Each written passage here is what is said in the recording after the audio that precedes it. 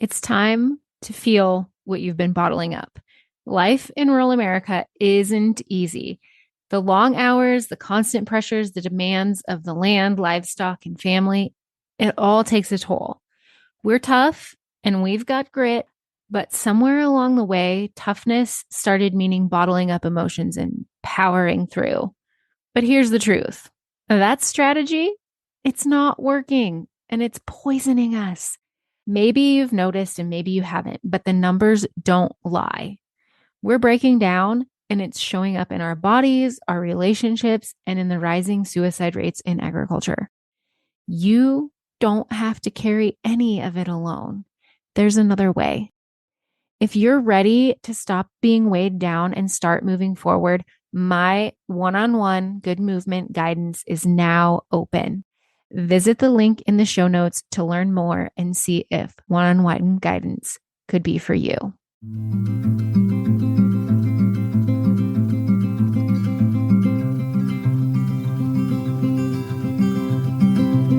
I'll carry you, you carry me, we'll help each other through it. Come on and see, good movement draws good movement. Welcome to Good Movement Draws Good Movement, the podcast where farmers, ranchers, and rural folks can grow relationally through awareness, understanding, and effective communication. Hey, it's T. I'm your host, and I, along with my guests, will be covering topics related to drawing good movement. Things like self and social awareness, brain science, positive psychology, extending grace, and so much more. We'll share tools that can help you understand why you are the way you are, why others are the way they are, and how you can use that to step out of self-told lies with grace and compassion to draw good movement in conversations, relationships, and life in rural America. Let's go draw good movement. If you've been keeping track, you might know that today's episode should be a solo episode, but it's not. No solo show today. The reasons are threefold. First, I woke up this morning and my voice was doing weird things. I'm not sure it can hold up to a full episode. Second, I have some really cool things that I am working on in the background that I want to be released into the world on the next solo episode. And thirdly, and most importantly, I have been sitting on a really fun episode that I recorded with my mother-in-law when we were home for Thanksgiving. So with that, welcome back to the Good Movement Draws Good Movement podcast. Today, I have a very special guest. My favorite mother-in-law, Kathy, is with us today. And she's laughing. But Kathy, the reason I say my favorite mother-in-law is because she always tells me that I'm her favorite daughter-in-law. That's true. I'm her only daughter-in-law. But you're still my favorite. And it still makes me feel good every time you say it. I thought that it would be fun to have Kathy on because, well, her and I always have great conversations whenever we're together. And also, Kathy spent her professional career, right? Pretty much. Interacting and engaging with people and diffusing conflict, would you say? Mediating? Yeah, mediating a lot. And so I think Kathy has been good at good movement for a long time. So you want to tell us a little bit about your background? Well, originally, I went to school to be a lawyer. Now that I think about it, but that fizzled out in a hurry because I moved to a farm. Didn't finish college or law school anyway. But I was raised in Southern California in a very diverse community. And I realized how fortunate I was to be around all these different people and all these different ethnics. Lifestyles of a lot of the neighbors were very mixed, and we just welcomed all of them. I didn't know any different. And so we just assumed every neighborhood had all these people and all these beliefs, and we were exposed to a lot. And our parents were very open about us participating with even other churches. Now that I think about it, we liked going to the Methodist church the best because they always got to make all kinds of craft things. And I liked going to the Baptist church with one of my friends because I was fascinated by the way they baptize people. So it was kind of interesting. But I ended up getting a job when I was in college working at a large department store in the credit department. And I started dealing with people who couldn't pay their bills and how to treat them with respect and still get them to pay their bills and accept their responsibilities. And I realized that you can diffuse people by being honest with them mostly, but also understanding and having empathy for what they're going through. And it's like, I totally understand, but we still need to address this. And since then, I worked in the medical field for 23 years and helped a lot of people negotiating and helping them resolve issues that had to do with their insurance companies and going to bat for patients with insurance companies, which is a real challenge. I took a lot of joy. I got out of really not giving up on certain patients because it's like it was justified. It needed to be taken care of and it should have been covered by insurance and eventually was. And then I went into staffing. I wanted to get completely out of medicine and I ended up in staffing and assessing people in their background and trying to find a good job for them and things that would fit. And that was fun because there were a lot of people that came back years later and said, I would have never considered taking that job, but you encouraged me to try it. And I didn't realize it had the potential and I've really enjoyed it. So that's kind of my basic background. Okay. So earlier you and I were having a conversation about how you effectively communicated with all of these people. And I wish we would have been recording then because what you were saying was so good. So can you just bring that back and talk to us more about, you say, I just approached everybody with respect, but what does that mean to be respectful of everyone? Most people who have issues or are not sure of themselves or not confident enough, you have to put that confidence back into them and know that they're up to the challenge of taking care of themselves and their whatever their problem might be. I know that's not exactly what we talked about earlier, but that's kind of what it amounts to. And then what results from that is that they trust me that the next time I tell them something, they're going to say, well, if she was right that time, she must be right this time too. And it just kind of falls into place for them. And I know, like I said, I know that wasn't really what we talked about the first time. But it's like really listening to them and understanding them. Yes, I can't be thinking about what I need to do in an hour or where I need to be or I should be sitting doing something else. I have to give my full attention to those people. And sometimes some take more than others. And building rapport is what you're doing by listening. And you said something earlier that you've always been curious and you ask a lot of questions. Yeah. So tell us more about that. I'm trying to think of one of the situations that would make it a good example. But there are people, we live in a farming community now, and people would say, we've always done it that way, so we always have to do it that way. I think that's a common thing to happen where I'd never experienced that before.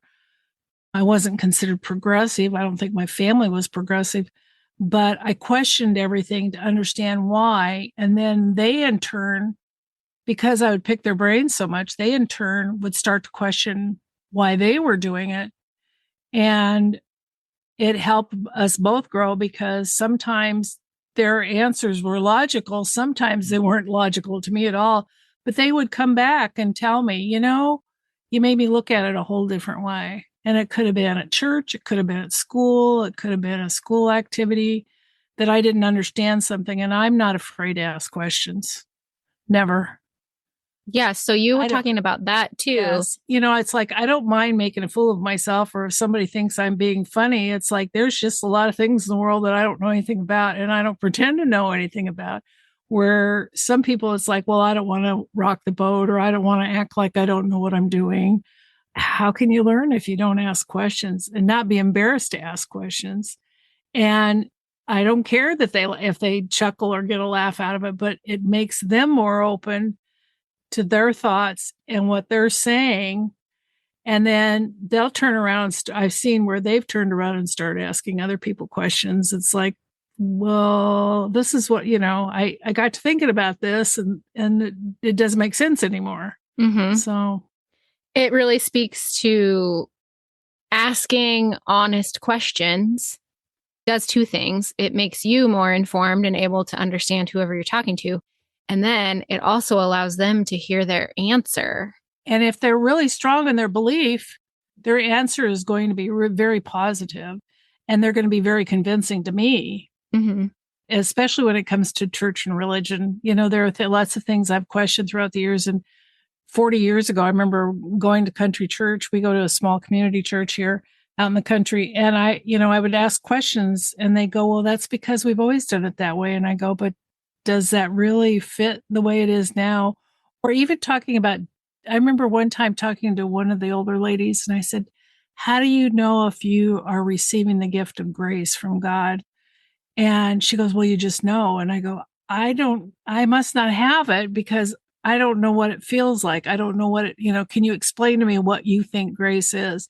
And we got into some really good discussions about what their feelings were of grace. And pretty soon everyone in the group was talking about their feelings about grace. That, it's not this, it started out by a lady saying, well, you just know. And it's like, well, then I guess I don't have any, but I did, so I was just going to ask, well, what did you find out? Oh, well, I did know, and it's something that's on a personal basis, and you either receive it and take it for what it is. And sometimes you could call it receiving wisdom. And, you've had enough hard knocks that maybe that's a form of it too. But over time you just get smarter. But I think, you just get smarter. You have to be open to that. Yes, you have to be. Otherwise, you'll just do it the way you've always done it. Right. And sometimes I feel like I do it that way. I know I've talked times where I've talked about how I worked until I was 70 to retire and how I thought that was a good idea. But then when I stopped, and then of course COVID hit, and that changed everything and what our plans were and what we'd like to do and maybe travel more. And I got lazy. I've gotten lazy and just retired. Some days you get up and you just don't want to do anything and to try to be motivated. And then I decided there are days I'm going to be that way and it's okay. And I embrace it. It's like, okay, today's going to be one of those days. Well, I mean, you can say you got lazy or you can say you got more aware of what you need. That's true. That's true. And I enjoy every day. Because of where we live, I get to go outside and sit on the deck and throw rocks at the birds if I want to. I don't. We feed a lot of birds. We have our COVID cats that everybody always said, I never believed you'd ever have a cat on the place. And now we have 3 cats and a dog. And we look out on a pasture and a lake. And if you listen real well, sometimes you hear the neighbors yelling, but not very often. Okay, but let me stop you about the cats. It's not that we never believed you'd have cats on the place. We just never believed you'd have house cats. Well, that was another premise. When I first moved here and we were renting a place, the landlord, the only way they would let us rent the place is if we didn't have any animals in the house. At the time, I never had animals in the house, never had animals as a kid in the house. And so to me, it was odd. And then I found out after we got here, well, the theory was everybody from California has all kinds of animals in the house. And it's like, I don't know any of those people you're talking about, but okay. But they really they're very calming. They really are laid back. And sometimes I just need to be laid back, or days when I'm not having such a great day, they'll just come up like they know you just need some of that warmth from them. Mm-hmm. So yeah, I'm a sucker. Okay, so let's talk more about the stereotypes, because I've heard you talk about it a lot when you first moved here from California. Oh gosh. And how you worked through that, or how you communicated with other people. And I don't want to say got in their good graces, but help them understand. Yes, understand that there are people from all over the world that you should be willing to open your arms to and be receptive to. But it was tough. For a long time, I was that girl from California, and they couldn't believe that my husband would lower himself. Yeah, but let's face it, he's a really big Beach Boys fan. Yes, that's true. California girls. Yeah, that's true. But, it wasn't anything that was planned either. But we've been married over 50 years now, so I guess it sort of works. But people are when you talk about the way they're raised and how you're raised and how you carry those things into your life, not because that's necessarily what you believe in, but that was the way you were raised. So you're just propagating that same attitude, even though you should have your own attitude. I don't have my parents' attitudes. I'd like to think mine are enhanced by being around my parents and a lot of their friends and a lot of my friends and my classmates and all that. But I remember when I left my job in California, they said, we'll give you 2 weeks. And then they called me in 2 weeks and they go, how you doing? I go, great. Why? And they go, oh, you haven't come back yet. And then they called me at 2 months. They go, you ready to come back yet? And it's like, no, not yet. And then at 2 years, they called me and they go, well, I guess you're going to stay, huh? See, yeah, I think so.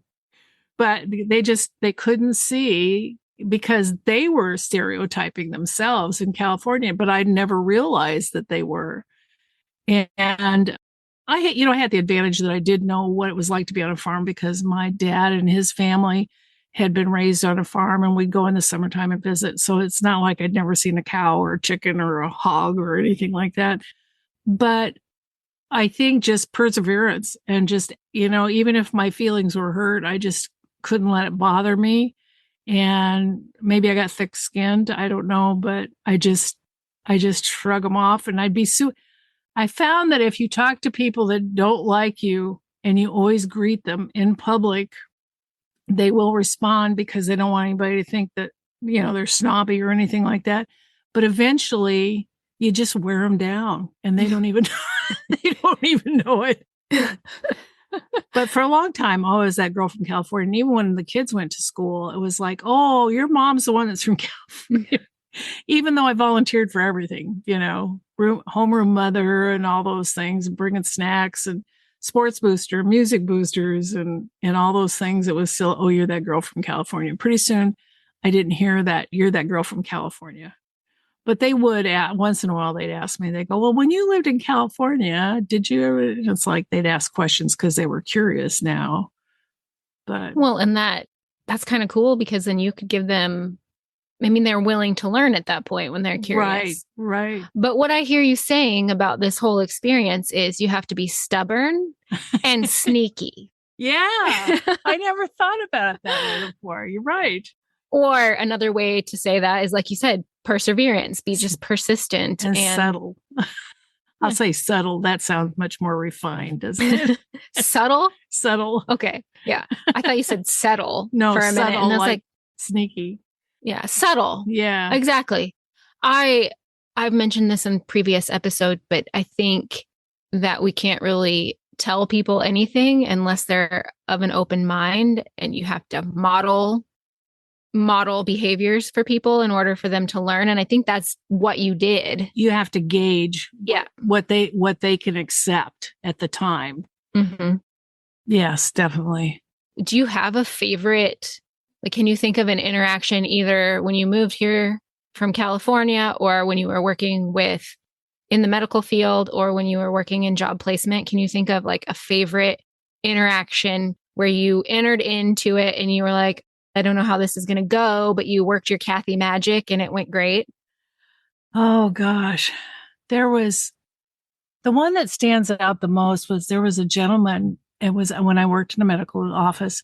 There was a gentleman that had several kids. I think 7, maybe 8 children, and they were financially strapped, and they rarely went to the doctor. I'm sure the kids had to be, kids get everything, but he just rarely came. But when they did, they would go to the emergency room, and the emergency room would cost you like 4 times more than going to the clinic. And I had started talking to him about, he says, well, I have a bill there. And I said, yeah. And it was, I mean, it was not a lot at the time. We would think of a pittance now, but at the time it was massive for him. It was probably like $800. And this was in the 70s. So it's nothing now, but $800 was a lot for a farmer with 8 kids and trying to make a living. And so I said, well, if you just kind of plug away at this, I talked to him several times. I said, could you pay like $5 a month? And he goes, well, you're not going to take $5 a month. And I said, you bet I am. I'm going to take $5 a month. And now that we've agreed on that, I want you to call the office and make an appointment if one of the kids is sick and bring them in here, because it's costing you more to take them to the hospital, to the emergency room, and the doctor be happy to see you. And there were people that worked in the office then that said, oh, they're deadbeats. I said, they're not deadbeats. They're just financially strapped. And if they call and they have a sick kid, you make sure you make an appointment or I'm going to know about it. And that man came back. It took him several years. Pretty soon he was paying $10 a month. Pretty soon he was paying 20, and he paid it off.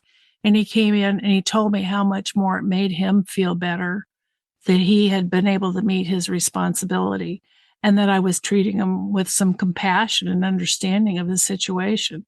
And that meant the world to me that I could do that for him and give him back his self-respect. I love that story. Yeah, it's giving me goosebumps. When you're telling me that story, first of all, you were self-aware, you were calm with him. Yes. Then secondly, you were socially aware because you were able to see the situation he was in and understand it. And you extended, like you empathized with him and you gave him a small little thing to do. And look, I mean, he paid off his bill. You helped him out. Like, this is what I'm talking about when I'm talking about good movement. Like, I love that story. And it's a perfect example of what I'm talking about with good movement. Yes. And every time I listen to one of your podcasts, it's like, oh my gosh, I can relate to that. Or, I need to remember to do that or be more aware. And I think it's great. I hope it goes a long way. And that good movement drew more good movement because he was bringing the kids to the clinic. I'm sure then, he was paying more as he could. And I'm sure that he took that, what you did or facilitated, that good movement and expanded on it somewhere else. Yes. It drew more good movement. Yes, it did. It did for him. I'm going to give you a tough question. Oh. Tom is a regular guest on the podcast. Yes. And you raised him. I did a good job, didn't I? I think you did a great job. Tell us how, because I've seen just in the time that I've known him, how good movement has evolved in his life. But can you even give us a little more, like, when he was a kid? He was pretty laid back, and he's my only son, so I don't know if all boys are that way, but I extended respect to him, and I always have. And it's like, I may not agree with you, but I'm respectful of how you feel. But no, you can't have another candy bar. It could be something really simple, or no, you can't do this. But by the same token, I like that as an adult, he's respectful of other people. Now, he may say that, oh, I just don't care about other people, but between that and motivation and discussions with you, he understands it better, that the rewards are so much more if you really put some effort into it. You can't just be who you want to be all the time, but you can also find out that you can be a better you by that movement, that good movement. I know sometimes he's like, I just don't care what people think of me, and discounts me when I say that he's the very most thoughtful person I know, but he really is. He is. He really is. Yes. Like one of the things I would never let him do is swear. His dad might swear, but I would never let him. I said, you might swear out in the barns when I can't hear you, but I never want to hear you swear. And he said, why? I said, because someday when you're older, if you make that part of your everyday language and you think that's just normal, you're going to say it sometime and somebody's going to either punch your lights out or fire you because they're not going to put up with that. And I said, that's just totally inappropriate. And nowadays, people can't talk without swearing sometimes. And it's like, you must be appalled that I'm your daughter-in-law because have you heard my mouth? no, I must do a really good job. You do. Well, I remember the first time my grandson said crap. My daughter called and said, do you know what your grandson said? And I said, what? She said, he said crap. I said, well, did he use it appropriately? I mean, context is everything. Yes. I mean, but on a serious note, context yes, does play a huge role yes, in our interactions with each other. That's true. I mean, we take things out of context all the time. Oh, yeah. And then we apply our perception to it. And then it is even more, Well, and if you don't get to resolve it, like one of the things that, and I don't think we've had that problem, but the thing, sometimes I feel like I can say something and it's taken the wrong way. And if I don't get to see that person or say you took it the wrong way, and if I don't get to see you or be around you or actually see you and visualize how you're responding to me, I don't know if you took it the wrong way, which I don't want to ever happen to anybody that I do that with. And if you're not around them that often, you can't resolve that. And I have a sibling that was that way for 20 years. She was, she took, and she wouldn't see this other person. And when she finally got back together with him, it was just like they'd never been apart. But she wasted 20 years of her time because she took something wrong and it was around somebody that we don't get to see very often. So, it's okay to say I screwed up and I'm sorry, that's not what I meant. Or if you think that's what I meant, that's not what was intended, but you don't always know. And accepting responsibility for it goes a long way. Yeah. Like, yes, that wasn't my intent. Yeah. I'm sorry that I didn't do a better job. Like, you take responsibility for yes, that is what I said. Yes. But I didn't mean it that way. And that's how it came out. Yeah. And that's exactly how it came out. And moving forward, I will do better. Yes. I think that goes a really long way for people being able to accept responsibility and apologize. And not always just not being in the right all the time. I'm not always right. Yeah. I always love our conversations. I never know where it's going to go. My my brain goes in different directions sometimes. I know, but I mean, I can't think of a time that we've had a bad conversation. I think we stick at it until we have a good one. And then we go, I think it's 2:00 in the morning. It's time to go to bed. We're both kind of stubborn. But I mean, I obviously am into the Enneagram and you've gotten into the Enneagram and we're the same type. Yes. So we have a lot of similarities and we think deeply about things. And I don't think that's the whole reason why our conversations are so good, but I think that we are deep thinkers. And so we bring that to our conversations and we feel comfortable talking about it. And it helps. Sometimes for me particularly, it helps verbalizing what I've been thinking. And it doesn't always come out right the first time. But once I say it, it's like, yeah, that's what I was trying to get at. That's what I need to understand. Or that's what, again, that's that good movement, you know? And I think we're both pretty curious and want to know things. And so that helps guide our conversations somewhere good. And, I might be a lot older, but there's still, I learn from kids. I learn from you guys. I don't care what age you are. You don't have to be old to be smart or wise. There are a lot of young, wise people out there. And it just, I love being around that. I wrote this note last weekend when I was at the Enneagram cohort. Suzanne was talking about awareness and mindfulness. And this is not something that she talked about. It was just a note I wrote about what she was talking about, because she said, oftentimes we only see or hear what we're looking or listening for. And I have been struck by this a few times when we're out in the pasture with the kids, but they'll be like, Mom, look, there's a wild onion, or Mom, look, there's a this, or Mom. And it's like, I almost poo poo that because we've got a job to do. And I think that is not just our kids, but kids in general are so aware and mindful, and we kind of dismiss that out of them. Yes. I want to think more about that, but I had jotted that note down. And when you're saying like, you don't have to be old to be wise, I think there is a lot to be learned from little kids. Well, I think it's time for us to go check the rolls. Yes. And we're recording in Kathy's closet because it has the best acoustics. We'll see. I'm certain. Or maybe we won't. This won't even be broadcast, so we can just listen to it on our own. No, it's going to be broadcast because we have great conversation, and I always learn something from our conversation. So, I do with you too, though. Okay, well, thank you for being my favorite mother-in-law and coming on my podcast.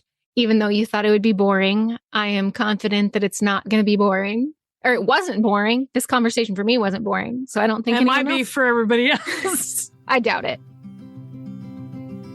Thanks so much for tuning in. I'm so grateful for you. If you found value in this episode, I'd love for you to share with others who might also benefit from tuning in. Share by word of mouth, send it in a text, take a screenshot and post it on social media, or share however you prefer. And if you haven't already, hit the follow or subscribe button so you never miss an episode. Until next time, draw good movement.